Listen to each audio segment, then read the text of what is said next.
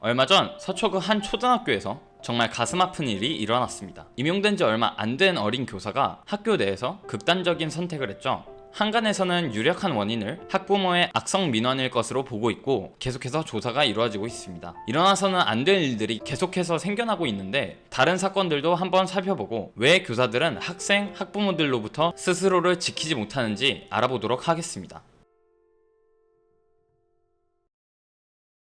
부산에서 초등학교 3학년 학생이 수업 중 교사의 얼굴을 폭행하고 몸을 발로 차는 사건이 일어났는데요. 교실에 있던 학생들이 다른 교사를 불러오면서 가해자는 교실에서 분리가 됐습니다만 피해 교사는 가슴뼈 등 골절상을 입고 전치 3주의 진단을 받았죠. 이러한 폭력은 이전에도 수차례 벌어졌다고 합니다. 서울 양천구에서는 초등학교 6학년 학생에게 폭행을 당한 피해 교사도 있습니다. 학생은 경계성 지능장애를 갖고 있었다는데요. 교사는 특수반이었던 학생에게 상담 수업을 가자고 설득하고 있었으나 학생은 체육 수업을 가고 싶다며 고집을 부렸다고 합니다.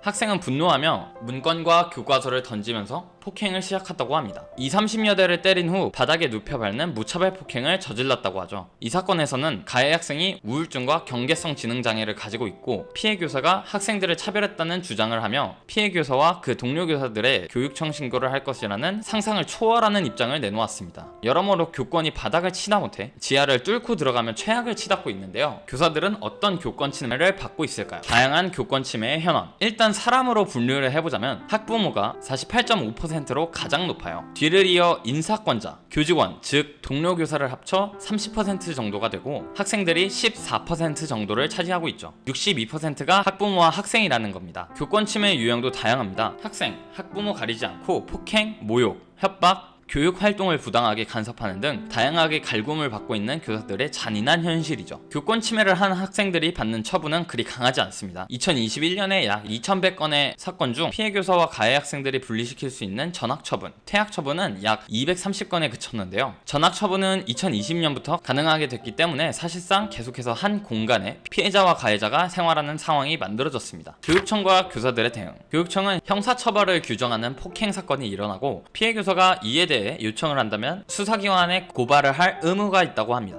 앞서 말씀드린 양천구 교사 폭행의 경우 교육청에서는 쉬쉬하고 넘어갔다고 하는데요. 사건을 맡은 변호사는 이러한 미적지근한 대응이 상황을 더욱 악화시키고 있다고 합니다. 또 서울시 교육감은 교권 보전을 위해 2022년 9월에 서울시의회에 교권보호 조례안을 입법했지만 회의에 상정하지 않아 서울시의회에 협조를 요청했던 적이 있는데요. 정부의 안일한 태도로 인해 교권이 보호받지 못하고 있는 상황이죠.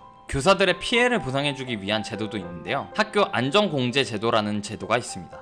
일반 상해에 대해서는 보상을 잘 해주고 있지만 교권 침해 부분에 있어서는 큰 맹점이 있습니다. 교권 침해에 관한 소송 등에 들어가는 비용은 지원해주지 않는 게 대부분이고 신체 상해 피해에 대해서만 치료비를 지원해주고 있기 때문에 활용하기 까다로운 면이 있습니다. 교육청이 교사를 지켜주지 못하고 교사 개인이 교권 침해 보험에 가입하는 상황까지 벌어졌습니다. 이에 교직원 안심보험은 보험 가입자의 상해를 입게 되면 보험 처리를 해주고 보험금 지급을 해주는 일반 상해 보험과 크게 다르지 않습니다. 보험에는 다양한 특약이 존재하는데요. 교직원 안심보험 중 가입자 수가 가장 많은 특약은 교권 침해 피해 항복이라고 합니다.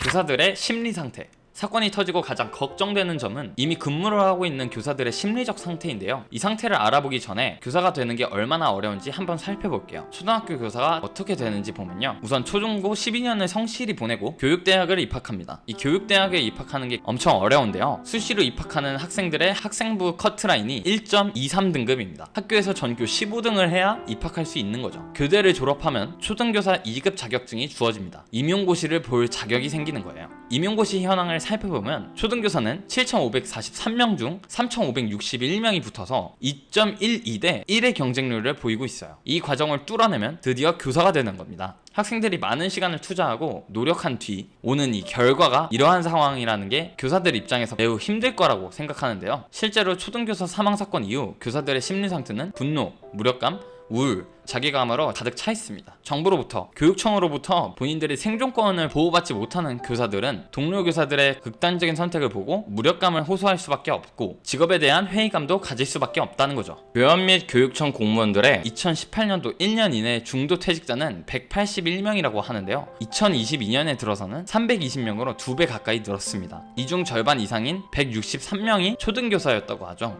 이런 안타까운 현실 속에서 살고 계신 교사분들께 위로의 말씀조차 드리기 넘기기가 조심스럽고 어렵습니다. 2023년에 들어서 현재는 너무나 많은 매체들이 아이들에게 노출되고 있고 학생들에 대한 존중이라는 말 아래 옳고 그름의 경계가 무너져가고 있는 것 같습니다. 교권이 없어져 버린 이 시기에는 진정한 의미의 홈스쿨링이 필요해졌습니다. 집에서부터 아이들에게 제대로 된 관심과 교육을 꼭 해줘서 폭력으로부터 교사와 학생들 모두 지킬 수 있는 사회가 됐으면 좋겠습니다. 감사합니다. 지식광장이었습니다.